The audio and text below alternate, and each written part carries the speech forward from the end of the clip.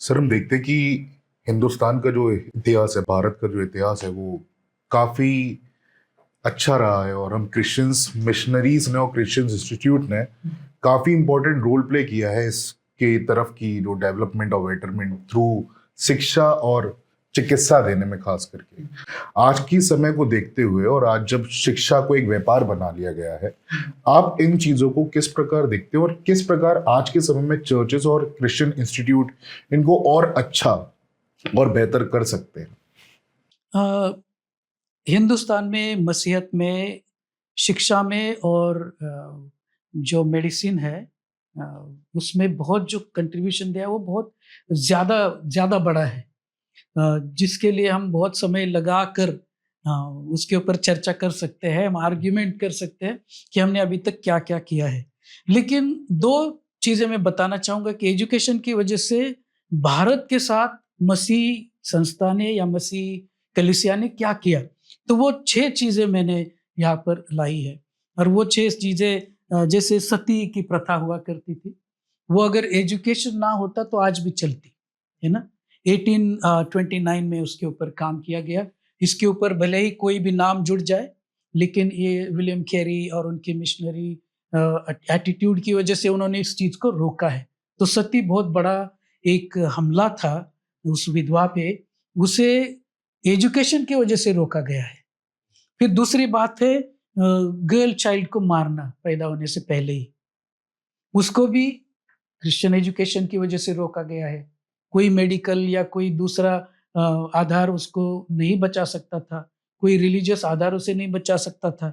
तो चर्चेस ने उसको आगे आके 1800 में उसको बचाया है। फिर जो कास्ट डिस्क्रिमिनेशन है हमारे देश में, वो आज अगर आर्टिकल 17 पढ़ोगे आप हमारे कॉन्स्टिट्यूशन में, जो डिस्क्रिमिनेशन के खिलाफ है, इसका मतलब ये है कि आज जहाँ-जहाँ पर भी कास्ट सिस्टम के वजह से एक दूसरे को नीचा-ऊँचा देखा जाता है, तो वो बिल्कुल कानून के खिलाफ है। और वहाँ तक हिंदुस्तान के लोगों को पहुँचाने का काम भी क्रिश्चियन एजुकेशन ने किया है। उसके बाद चौथी बात है कि टेम्पल प्रोस्टिट्यूशन, ये तो बहुत अभी-अभी की बात है। 1982 में टेम्पल प्रोस्टिट्यूशन के खिलाफ जो आवाज़ उठाई गई, जो बंद कर दिया गया, वो भी क्रिश्चियन एजुकेशन से हुआ है। कि उसके बाद चाइल्ड मैरेजेस भी इज़ नॉट टू ओल्ड 1929, इसमें चर्च के एजुकेशन की वजह से लोगों को ये बताया गया कि इस तरह से ये चीज़ें नहीं होनी चाहिए। और आखिरी में जो यहाँ पर है वो है कि ह्यूमन सैक्रिफाइस, यू नो, इंसान का ही बलि चढ़ाना। उसके आप कभी-कभी इधर-उधर आप वीडियो भी ढूँढ सकते हो ऑनलाइन, नर्मली। है ना? तो वहाँ पे हो रही थी ये चीज़ें। ये क्रिश्चियन एजुकेशन की वजह से लोगों को दूसरा पर्सपेक्टिव देखने को मिला कि अरे ये तो हमें करना ज़रूरी है क्योंकि हमारी देवता इसको माँगती है, लेकिन वो कोप उसका हमारे ऊपर आ जाएगा, तो हमें इससे बाहर कैसे ला सकते हैं? तो क्रिश्चियन एजुकेशन वहाँ पहुँचा और उन्होंने बताया उनको कि तुम कौन हो, जिसको मार रहे हो वो कौन है और जिसके लिए मार रहे हो वो कौन है। ये सारे आर्ग्यूमेंट रखने का काम क्रिश्चियन एजुकेशन ने किया है। फिर आ जाइए मेडिकल की तरफ, तो मेडिकल की तो कितनी लंबी लिस्ट है, वो भी बहुत सुंदर लग रहा था जब मैं उसे पढ़ रहा था कि मेडिकल में चर्च ने या चर्च एजुकेशन ने क्या किया है।